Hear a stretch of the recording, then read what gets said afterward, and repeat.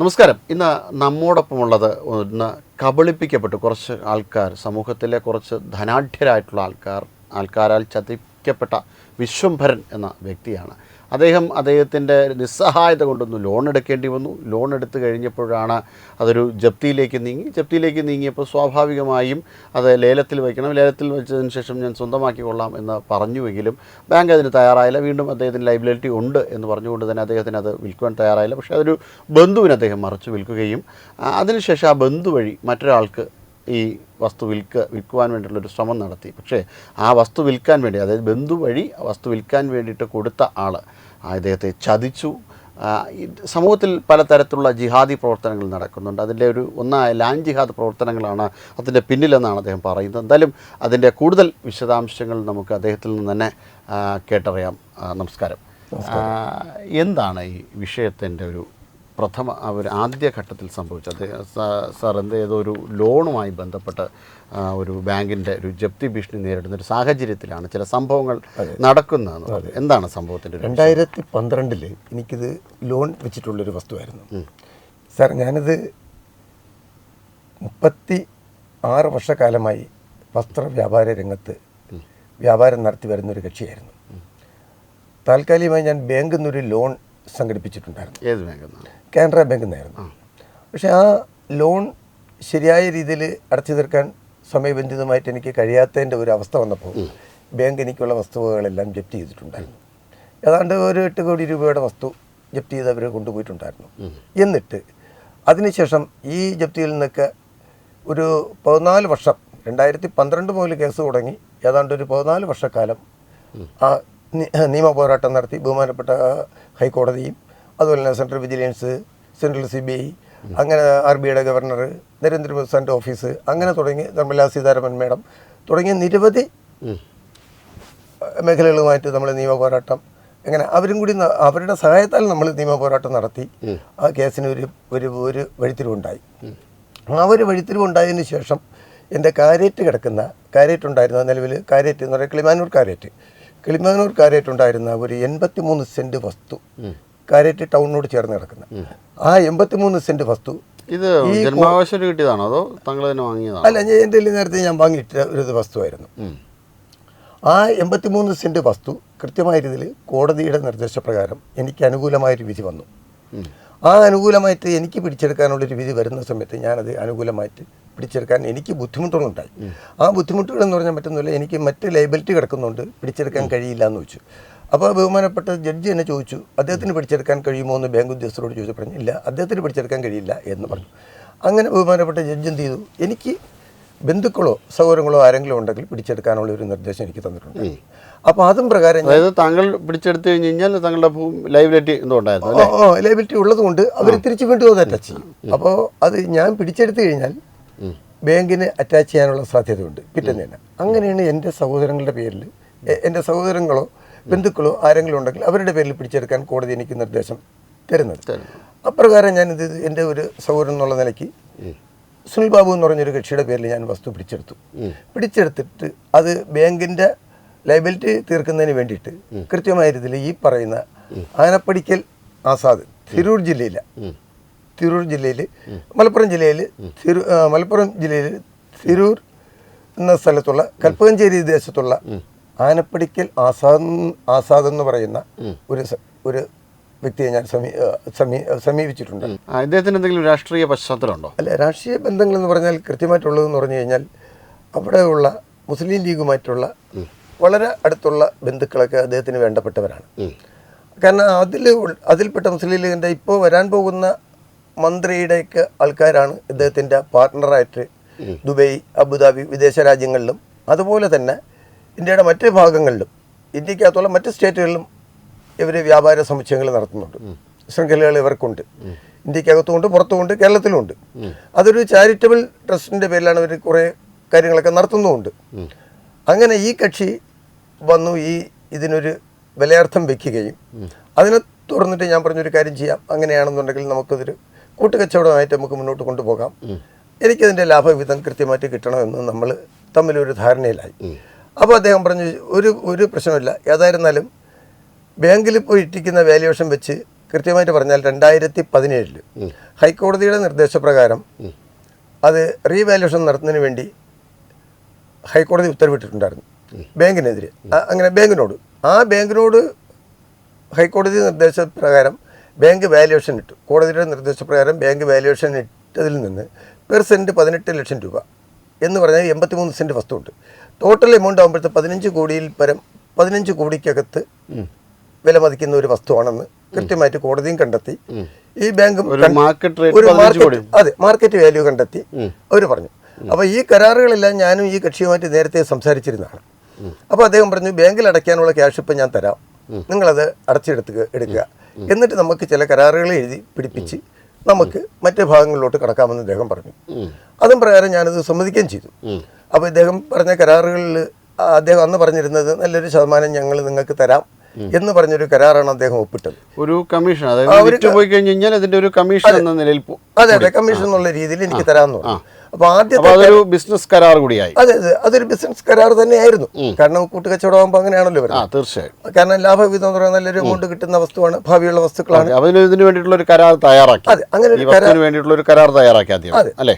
അതെ, അദ്ദേഹത്തിന് ഒരു കരാർ തയ്യാറാക്കി. അതായത് വിറ്റു പോകുന്ന മുറയ്ക്ക് ഇത്ര രൂപ ഒരു കമ്മീഷൻ എന്ന നിലയിൽ താങ്കൾക്ക് തരാമെന്ന് പറഞ്ഞുകൊണ്ട് ആദ്യം തന്നെ ഒരു കരാർ തയ്യാറാക്കി. ഒരു കരാർ അദ്ദേഹം തയ്യാറാക്കി. ശരി. പക്ഷെ ആ കരാർ അദ്ദേഹത്തിന്റെ പേരിൽ വസ്തു വന്നതിന് ശേഷം അത് ലംഘിക്കപ്പെട്ടു.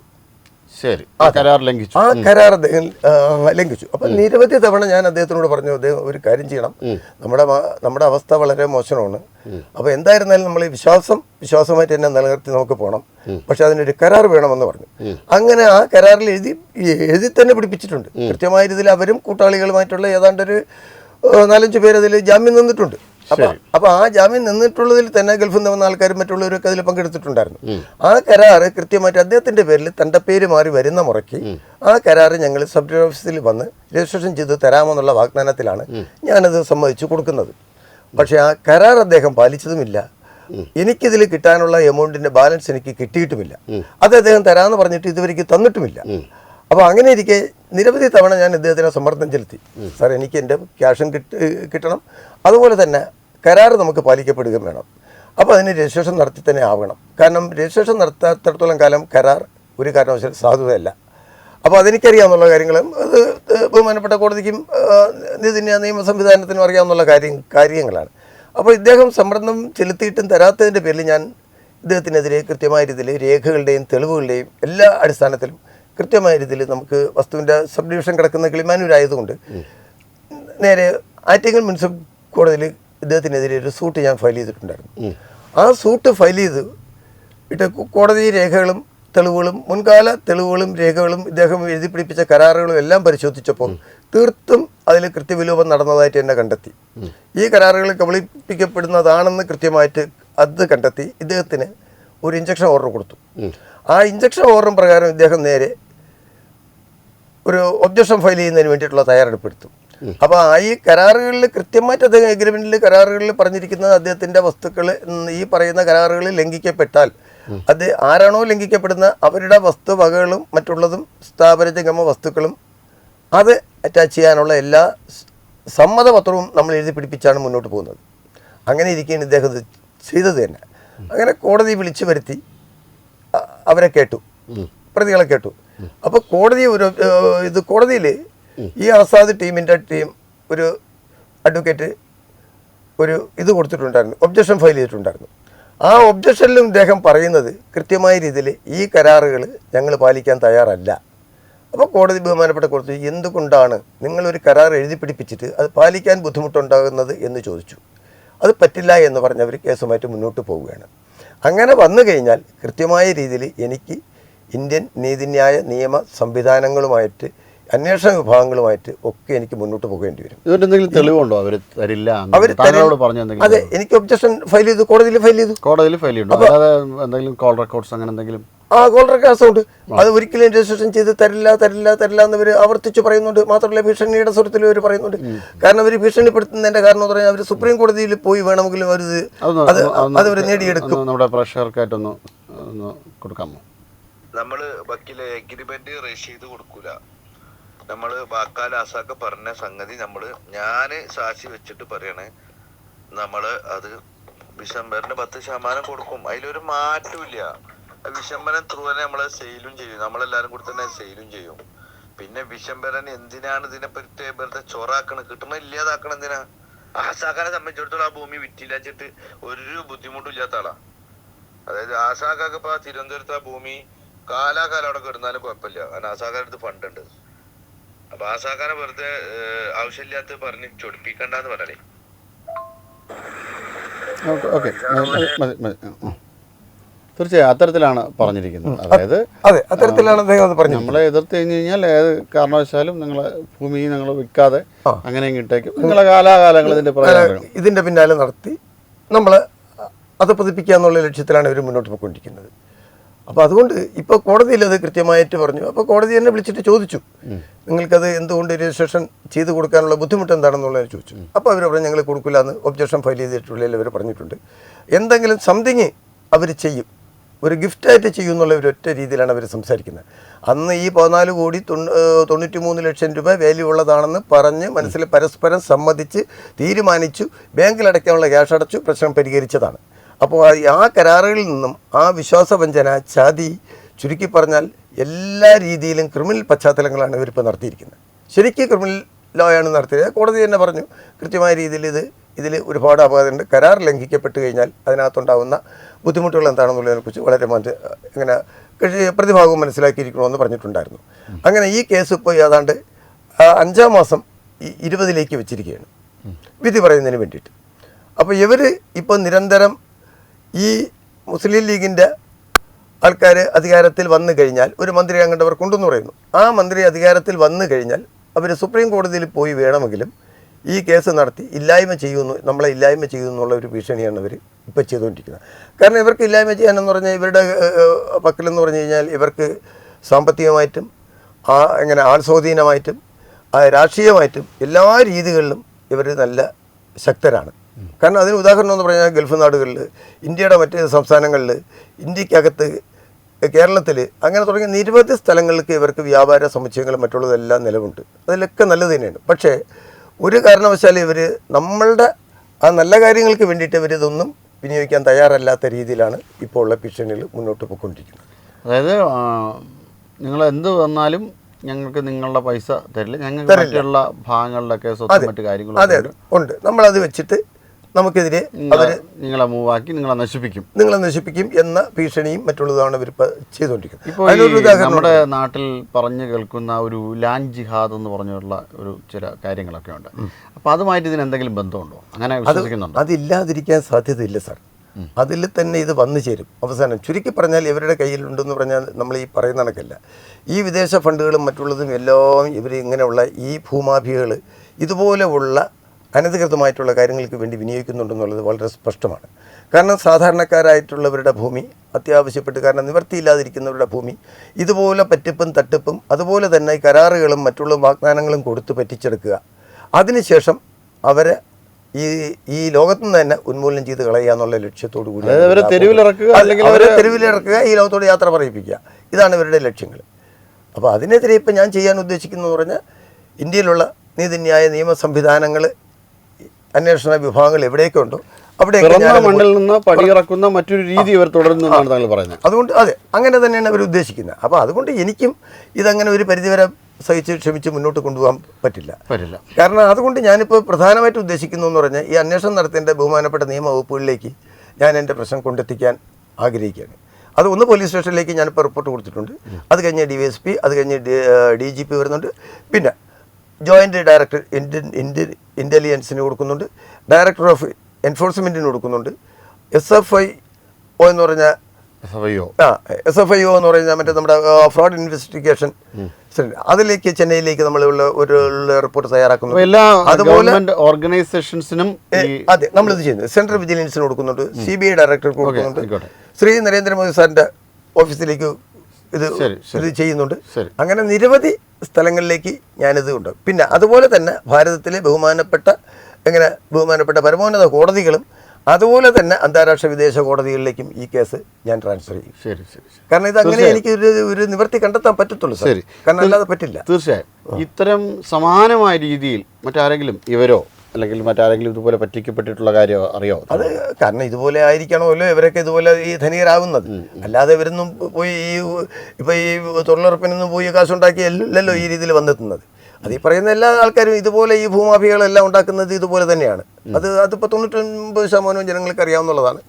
പിന്നെ അപ്പോൾ ഞാനും ഇതുപോലെ തന്നെയായിരുന്നു ബാങ്കിൻ്റെ സ്ഥിതിവിശേഷത്തിലും സെൻട്രൽ വിജിലൻസും സെൻട്രൽ CBIയും അതുപോലെ തന്നെ നരേന്ദ്രമോദി സെൻട്രൽ ഓഫീസും അതുപോലെ തന്നെ RBIയുടെ ഗവർണറും ഇങ്ങനെ തുടങ്ങി നിരവധി ലോൺ എടുത്തതിന്റെ പേരിൽ താങ്കൾ ഇപ്പോൾ നിരന്തരമായ പോരാട്ടത്തിന്റെ വഴിയിലാണ്. ആദ്യം ബാങ്കിനോട് പോരാട്ടം നടത്തി, പിന്നെ നാട്ടിലെ ചില മോശമായ പ്രവണതകൾക്കെതിരെ പടപൊരുതേണ്ട സാഹചര്യമാണ്.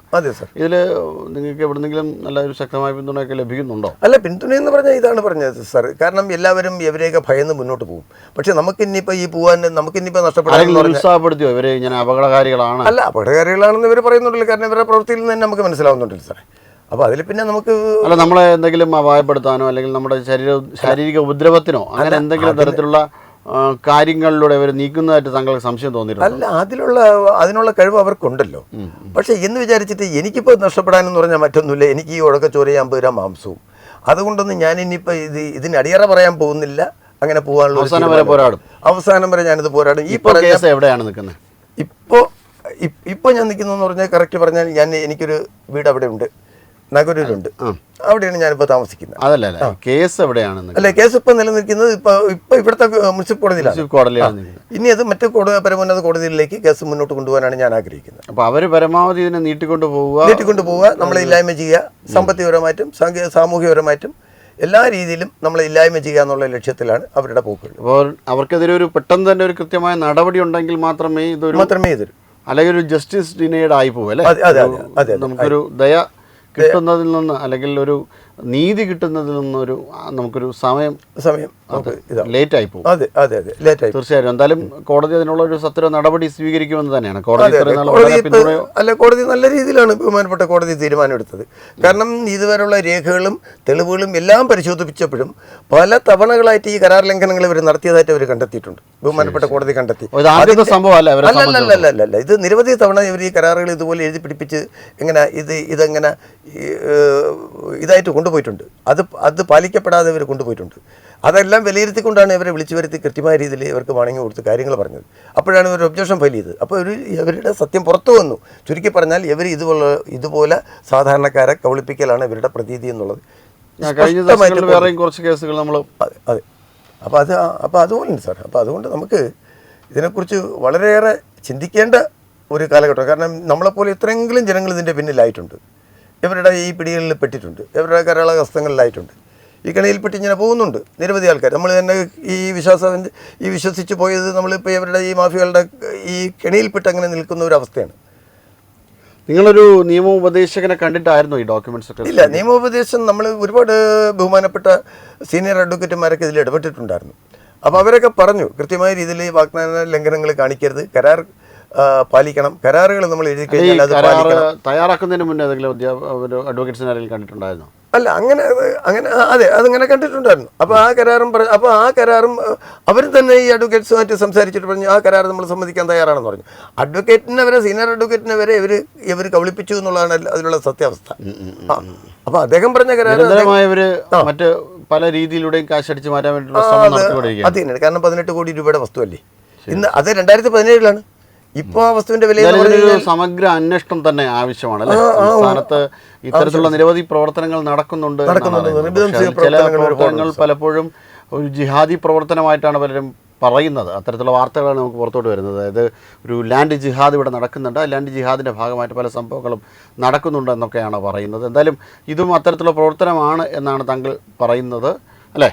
അതെ സാർ, അങ്ങനെ തന്നെയാണ് സംഭവിച്ചുകൊണ്ടിരിക്കുന്നത്. അതുകൊണ്ട് തന്നെ ഇത്തരത്തിലുള്ളതായിട്ടുള്ള, അതായത് വളരെ അത്ര വലിയ സമ്പന്നനൊന്നും അല്ലാതെ അദ്ദേഹത്തിൻ്റെ വലിയ ഒരു സമ്പത്ത്, അദ്ദേഹത്തിൻ്റെ പ്രോപ്പർട്ടി വിട്ടിട്ട് തുച്ഛമായ കാശാണ് നൽകിയത്. തുച്ഛമായ കാശിൽ കുറച്ച് കമ്മീഷൻ കൂടി അദ്ദേഹത്തിന് പ്രതീക്ഷിച്ചിരുന്നു, അദ്ദേഹം ആഗ്രഹിച്ചിരുന്നു. അതിനു വേണ്ടിയിട്ടുള്ള ഒരു കരാർ തയ്യാറാക്കിയതിന് ശേഷം ആ കരാർ രജിസ്റ്റർ ചെയ്യാൻ തയ്യാറല്ല, അല്ലെങ്കിൽ ആ കരാറിനനുസരിച്ച് പോകാൻ തയ്യാറല്ല എന്നൊരു മാനസിക സ്ഥിതിയോട് കൂടിയാണല്ലേ അവർ പെരുമാറിയത്. അതെ, അത് തന്നെയാണ് ഇപ്പോഴും അവർ വെല്ലുവിളിക്കുന്നത്. അത് തന്നെയാണ്. എന്തായാലും തീർച്ചയായിട്ടും ഇത്തരത്തിലുള്ളതായ ഒരു മനുഷ്യരെ പറ്റിക്കുന്ന ഒരു നയം പിന്തുടരുന്ന അവർക്ക് തീർച്ചയായിട്ടും ഇന്ത്യൻ ശിക്ഷാ നിയമത്തിനകത്തുള്ള വളരെ വഞ്ചന എന്നതിൻ്റെ പേരിലൊക്കെയോ ഇത്തരത്തിലുള്ളതായ ക്രിമിനൽ നിയമങ്ങൾ ഉപയോഗിച്ചുകൊണ്ട്, ഭാരതീയ ന്യായ സംഹിത ഉപയോഗിച്ചുകൊണ്ട് തന്നെ അവർ ശിക്ഷിക്കപ്പെടട്ടെ. അതോടൊപ്പം തന്നെ താങ്കളുടെ കാശ് അവർക്ക് കോടതിക്കും പോലീസിനും കൂടെ എത്രയും പെട്ടെന്ന് റിക്കവറി ചെയ്ത് നിങ്ങളുടെ കയ്യിൽ ഏൽപ്പിക്കുവാൻ വേണ്ടിയിട്ട് കഴിയട്ടെ എന്ന് മാത്രമേ നമുക്ക് പറയാനുള്ളൂ. പക്ഷേ ഇത്തരത്തിലുള്ള ലാൻഡ് ജിഹാദ് പോലുള്ള, ലാൻഡ് ജിഹാദ് ആണെങ്കിൽ തീർച്ചയായിട്ടും ഇത്തരം പ്രവർത്തനങ്ങൾ വച്ചു പൊറപ്പിക്കാനാകില്ല. സമഗ്രമായൊരു അന്വേഷണം തന്നെ വേണം. കാരണം പാവങ്ങളായ നിരവധി ആൾക്കാർ അല്ലെങ്കിൽ ഇത്തരത്തിൽ പറ്റിക്കപ്പെടുവാനുള്ള ഒരു സാധ്യതയുണ്ട്. അതുകൊണ്ട് തന്നെ അതിനെ ഒരിക്കലും നമുക്ക് വച്ചു ഉറപ്പിക്കാനായില്ല. സംസ്ഥാന സർക്കാർ അതിൽ ഇടപെട്ടില്ല എങ്കിൽ തീർച്ചയായിട്ടും കേന്ദ്ര സർക്കാർ അതിനകത്ത് ഇടപെടും എന്ന് തന്നെയാണ് വിശ്വസിക്കുന്നത്. കാരണം ഇത്തരത്തിലുള്ളതായ നിരവധി പ്രശ്നങ്ങൾ കേന്ദ്ര സർക്കാരിൻ്റെ മുന്നിൽ എത്തുന്നുണ്ട്. എന്തായാലും ഒരു അനുകൂലമായ നടപടി നമുക്ക് പ്രതീക്ഷിക്കാം. നമസ്കാരം. വിട്ടുവീഴ്ചയില്ലാത്ത നിലപാടുകളുമായി ദേശീയതയുടെയും സമാജത്തിൻ്റെയും ശാക്തീകരണത്തിനു വേണ്ടി തത്വമയിയുടെ ജൈത്രയാത്ര തുടരുകയാണ്. യൂട്യൂബിൽ മാത്രം തത്വമയിക്ക് 10 ലക്ഷം സബ്സ്ക്രൈബേഴ്സിലേക്ക് എത്താൻ ഏതാനും ചുവടുകൾ മാത്രമാണ് ബാക്കി. മറ്റ് സോഷ്യൽ മീഡിയ പ്ലാറ്റ്ഫോമുകളിലും തത്വമയിയുടെ നിറസാന്നിധ്യം തുടരുകയാണ്. ഈ അവസരത്തിൽ ഞങ്ങൾക്ക് നിങ്ങളോടുള്ള അഭ്യർത്ഥന ഞങ്ങളോടൊപ്പം നിൽക്കുക എന്നുള്ളതാണ്. നിങ്ങൾ ഉപയോഗിക്കുന്ന ഏത് സോഷ്യൽ മീഡിയ പ്ലാറ്റ്ഫോം ആണെങ്കിലും ഞങ്ങളുടെ വരിക്കാരാകുക, ഞങ്ങളെ സബ്സ്ക്രൈബ് ചെയ്യുക, നിങ്ങളുടെ സുഹൃത്തുക്കളിലേക്ക് തത്വമയിയുടെ ഈ സന്ദേശം പ്രചരിപ്പിക്കുക. ഞങ്ങളോടൊപ്പം നിൽക്കൂ, രാഷ്ട്രത്തോടൊപ്പം നിൽക്കൂ, ദേശീയതയ്ക്കൊപ്പം സഞ്ചരിക്കൂ.